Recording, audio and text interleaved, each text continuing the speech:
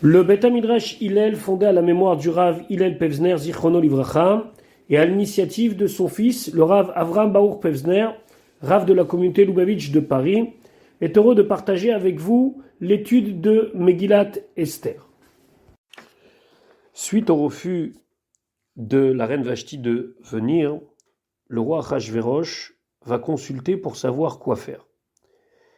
Déjà, il semblerait qu'à l'époque, il y avait des comités plus ou moins proches du roi, qui étaient là pour lui donner des idées pour pouvoir agir dans des cas de conflit ou dans des cas de décision importante à prendre.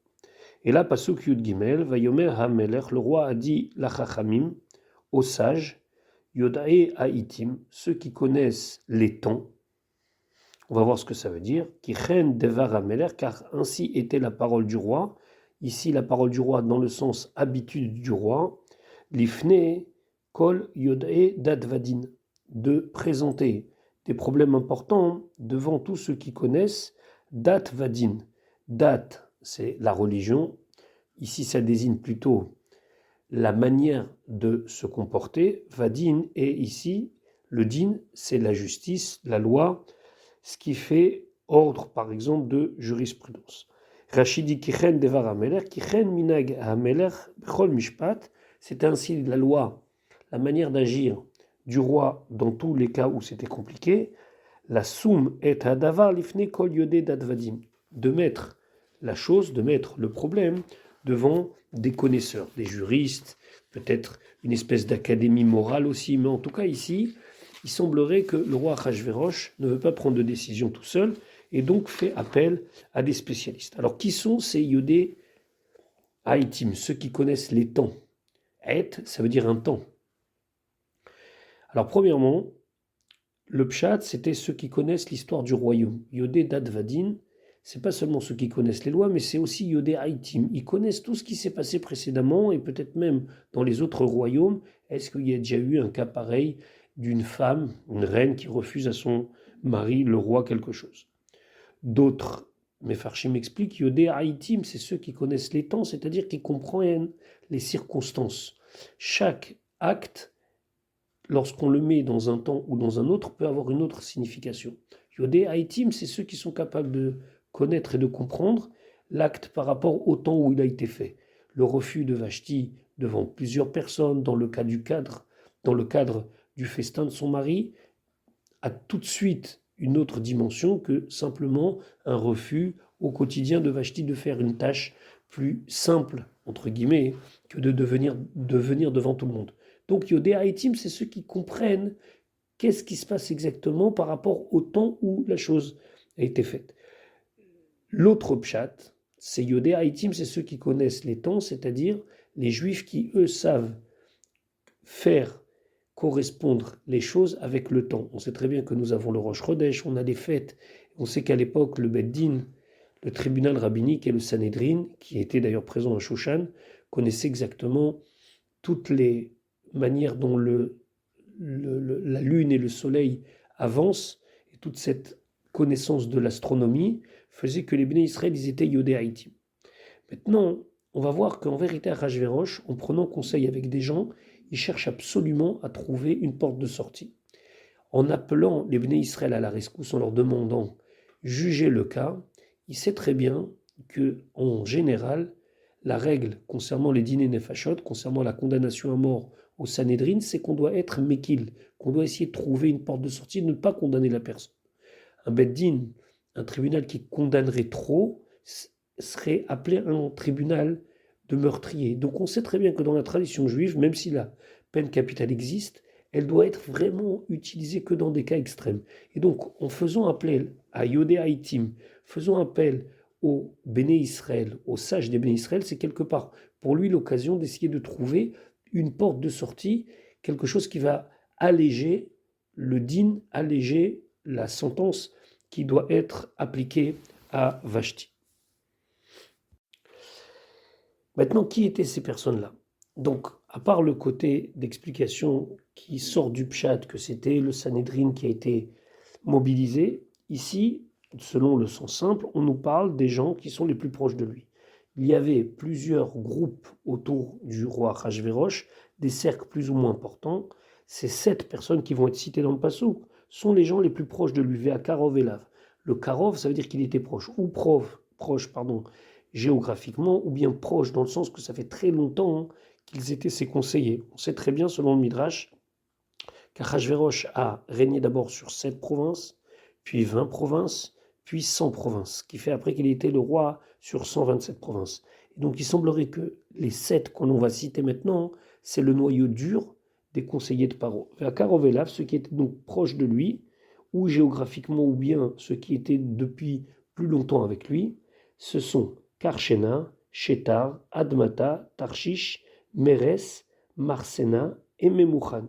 Shivat, Saré, Parasumadai, ce sont donc 7 princes de Parasumadai. Roé et Penehameler, c'était eux qui avaient le privilège de voir la face du roi. Hayoshevim, Rishona Bamalchut, c'était ceux qui étaient assis au premier rang du royaume. Donc c'était le cercle le plus proche.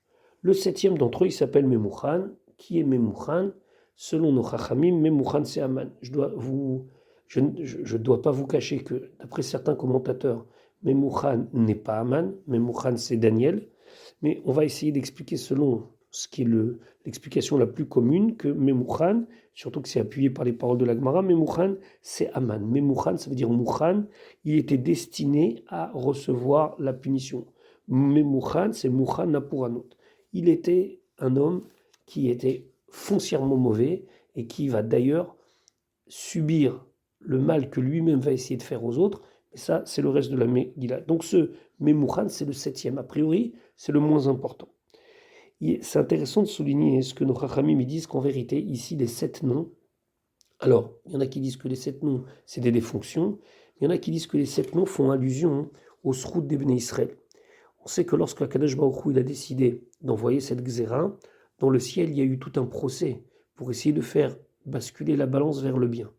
Et un des commentateurs dit que Karshena, Shetar, Admata, Tarshish, Meres, Marsena et Memouchan font allusion au fait que les Bnei Israël faisaient à l'époque du temple, qui était à l'époque de Purim détruit, des korbanot. Par exemple, Admata, c'est vient du mot Adama. Adama, c'est la terre. On sait que le Misbeach, l'autel, AUTEL, sur lequel on faisait les sacrifices, il est appelé Misbach Adama. Donc ici, c'était une allusion pour dire, regarde Akadosh Baruch Hu, sous 7 formes différentes, n'oublie pas que les Bnei Israël te faisaient des sacrifices et personne d'autre ne te faisait des sacrifices. Et donc ici, on nous présente ces 7 conseillers comme des gens qui seront censés être les plus proches pour pouvoir expliquer au roi qu'est-ce qui doit être fait à cette reine Vashti. C'est ce qui est dit tout de suite au Passouk suivant.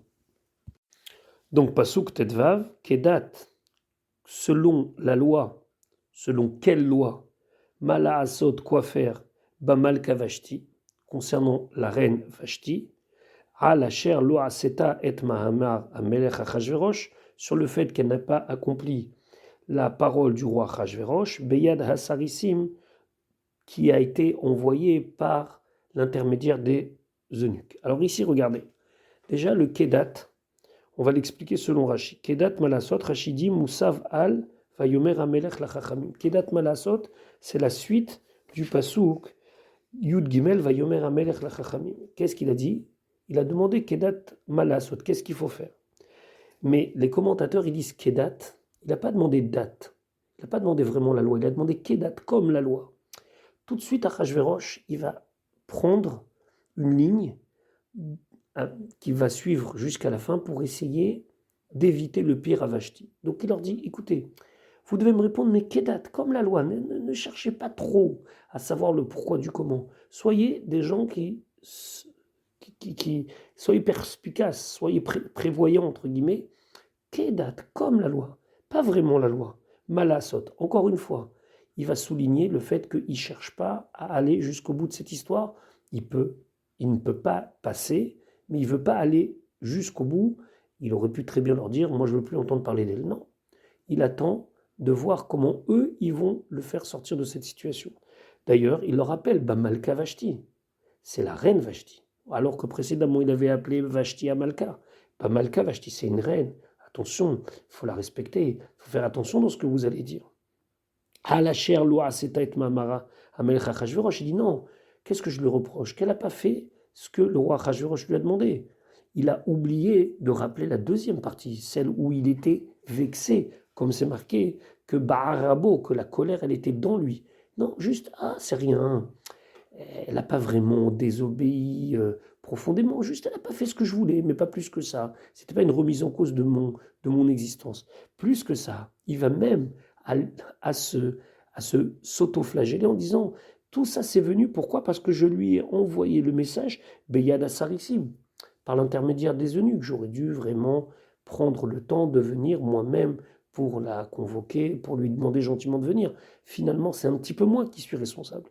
Donc on voit que dans cette phrase de la Megillah, il y a véritablement une recherche de la part d'Achashverosh de trouver un moyen de laisser Vashti tranquille, de la punir certes, Kedat, comme la loi mais pas vraiment la loi, pour pouvoir s'en sortir et pouvoir faire qu'elle ne soit pas condamnée.